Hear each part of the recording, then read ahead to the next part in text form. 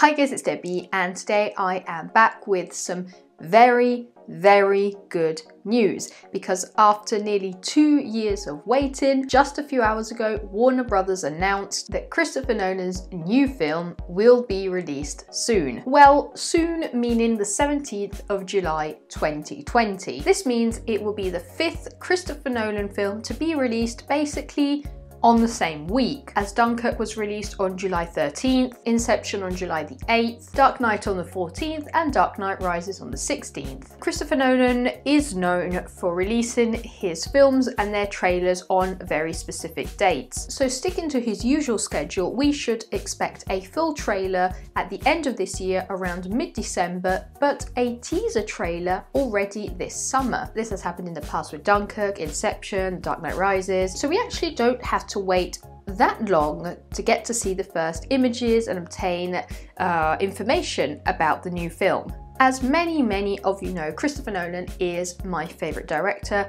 I have my Interstellar poster here with me every day. So as you can imagine, I am very excited for the release of this new film. After the release of Dunkirk, Nolan's latest work, we were expecting approximately a 2-year interval before the release of his next film because of the typical timing between one of his films and the next. But there was also the second season of Westworld in between. Now, Westworld is not a Christoper Nolan product, but it is created by his brother, Jonathan Nolan. Now the thing is, Jonathan Nolan happens to have written many films with his brother. So maybe the fact that the new Nolan film will be released 3 years after Dunkirk might mean that Jonathan Nolan has joined the team once again. We can also expect some other familiar faces to tag on with the crew, as Chris Nolan is known to pick new faces, even unconventional ones, but at the same time he also loves to keep some of his recurring collaborators, as he has described himself as somebody who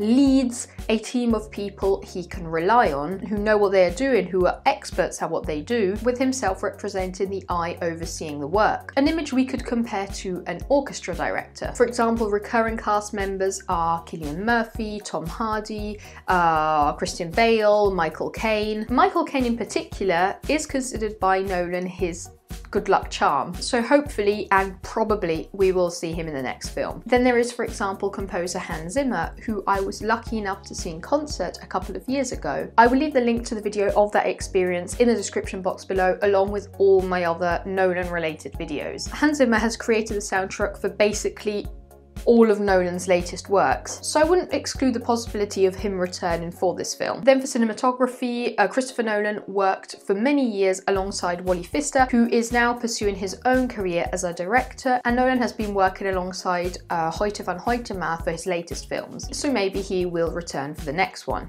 But what will Nolan's new film actually be about? Well, for now we basically have no clue. Everybody out there hoping that he will direct the new Bond film. I'm sorry, but he responded to all the hype saying that he will not be directing it. As a matter of fact, there will be a new Bond film in 2020, Bond 25 if I'm not mistaken, but it will be directed by Karijoji Fukunaga. I also don't think he will continue with the historic genre, as Dunkirk was more of a personal film for him. It also derived from a personal experience. I think he will be returning to his science fiction / more modern and action-paced films such as Inception, but this is just a guess, a biased guess, as it was my favourite genre to see him cover. Warner Bros. Only described the movie as an event film, a rather vague definition, but in general, regardless of the topic, by studying Nolan's techniques, we can expect a rather dark and deep plot with a lot of introspection. Many of his films present characters who are ambiguous, morally ambiguous, or who are facing a troubled moment with their own identity, who have strong feelings, not always in a good way. We can expect the soundtrack to play a very important role, emphasizing the character's story, and we will definitely be in for good visual effects, usually created in a practical manner with limited use of computer-generated imagery. This is obviously all very nebulous and just based on previous works, but to sum it up, basically, I definitely don't think we'll be watching a Bridget Jones remake. 2020 actually looks like an interesting year for cinema. in both senses. There will be the new Wonder Woman film, which is highly awaited after the first installment achieved a huge success. There will be films such as the new Mulan live action film. We should expect the third Fantastic Beasts film in December. And there are still many unnamed projects such as 4 Marvel films, but there are also some weirder and unexpected projects such as A Quiet Place 2, and of course the unstoppable Fast and Furious franchise with Fast and Furious 9. So all in all, an interesting year, and I obviously am particularly excited for the Nolan film.